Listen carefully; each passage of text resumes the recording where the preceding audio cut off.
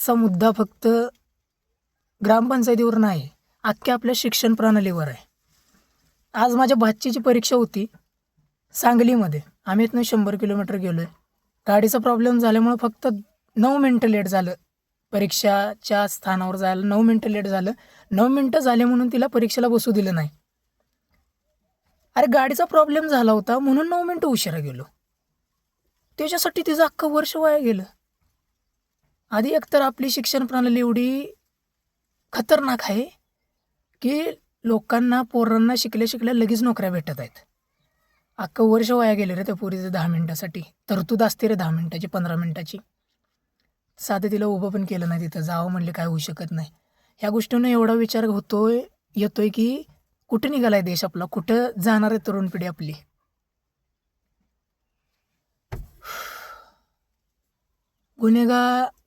एखादा गुन्हा घडताना आपण आधी पोलिसांना फोन लावला आणि पोलीस यायच्या आधी एखाद्याचा मर्डर पडला तर त्याची जबाबदारी कोण घेतं? एखादा सरकारी दवाखान्यामध्ये डॉक्टर लेट झाला म्हणून जर एखादा पेशंट दगावला तर त्याची जबाबदारी कोण घेतं? कॉलेजेसमध्ये शिक्षक लेट येतात, लेक्चर लेट चालू होतात, त्याची जबाबदारी कोण घेणार? सगळ्या ठिकाणी सगळे लेट येतात, त्यांच्यावर काही कारवाई होत नाही. या सगळे विद्यार्थ्यांवरच विद्यार्थ्यांवरच का हे सगळ्या गोष्टी होतात? एवढी कधीपासून आपली सिस्टीम स्ट्रॉंग झाली की 8 मिनिटासाठी एखाद्याचं वर्ष वाया घालवण्याची ताकद सरकारमध्ये आली. ती ताकद दिली कोणी सरकारला? एखाद्या तरुण मुलाचं वर्ष अख्खं वाया घालवलं गेलं इथं. हे मुद्दा खूप महत्त्वाचा आहे. हे फक्त माझ्या भाचीवर घडलाय म्हणून नाही, हा कितीतरी मुलांवर घडतो. कितीतरी मुलांचे आयुष्य बरबाद होतात, कितीतरी मुलांची वर्ष बरबाद होतात. ते डिप्रेशनमध्ये जातात आणि पुढचं कुठलं तरी मोठं पाऊल उचलतात. डोक्यात येतंय का मी काय बोलतोय? हे मुद्दा किती मोठा आहे आपल्यासाठी, आपल्या मुलांसाठी, येणाऱ्या पिढीसाठी. आपल्या शिक्षण व्यवस्थेत शिकवलं काय जातं? इतिहास, भूगोल, साइन कॉस थिटा. 5वी पासून 10वी पर्यंत साइन कॉस थिटा शिकवलं जातं. तो साइन कॉस थिटा कधी आत्तापर्यंत तुम्ही यूज केलाय का? या आयुष्यात कधी साइन कॉस थिटाचा उपयोग झालाय का तुम्हाला कधी?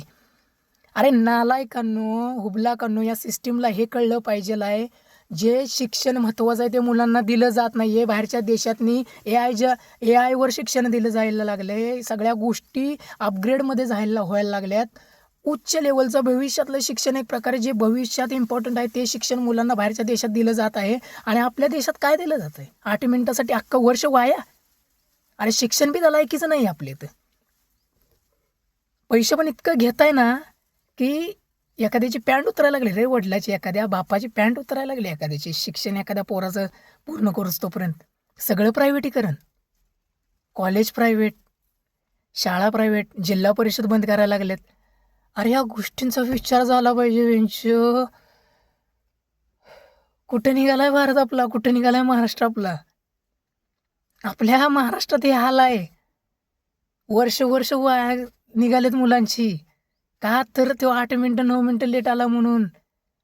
अरे त्या देशात खासदाराच्या आणि आमदाराच्या गाड्या येणार म्हणून ॲम्ब्युलन्सला थांबवलं जातं. अख्खं ट्रॅफिक 5-5 किलोमीटरचं ट्रॅफिक जाम करून ठेवलं जातं. त्या देशातल्या नेत्यांकडनं, त्या देशातल्या त्या सगळ्या व्यवस्थेकडनं तुम्ही काय अपेक्षा करणार आहे? लाज वाटायला लागले रे आज मला, लाज. कुठल्या ह्याच्यात हे करायला लागलो आपण? जगतोय काय आपण? अख्खं त्या पुरीचं वर्ष वाया गेलं. परत पुढच्या वर्षी तिला अभ्यास करावा. 10 मिनिटाची तरतूद प्रत्येक परीक्षेमध्ये असते. लिगल नोटीस टाकायची पण अथॉरिटी मला आहे, मी टाकू शकतो. पण काय साध्य होणार आहे?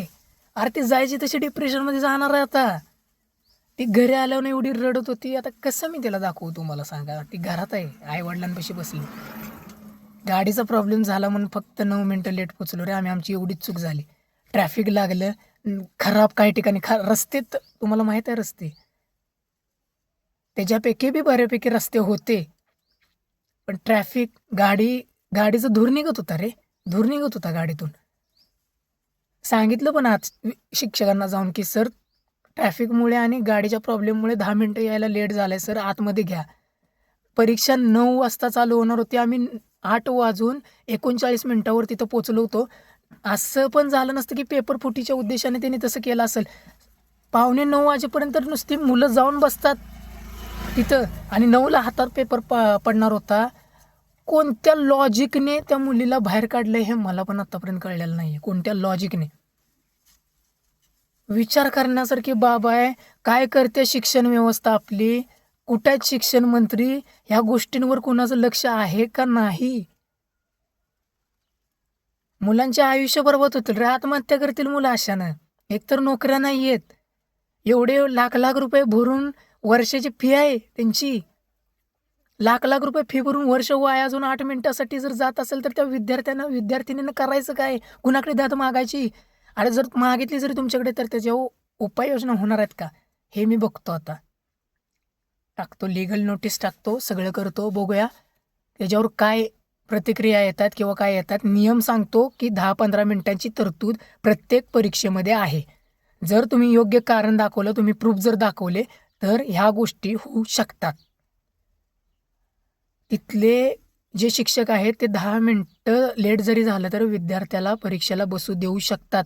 पण आपले इथले नाही आहेत. मला वाटत नाही. मला काय बोलावं हे सुधरत नाही आहे.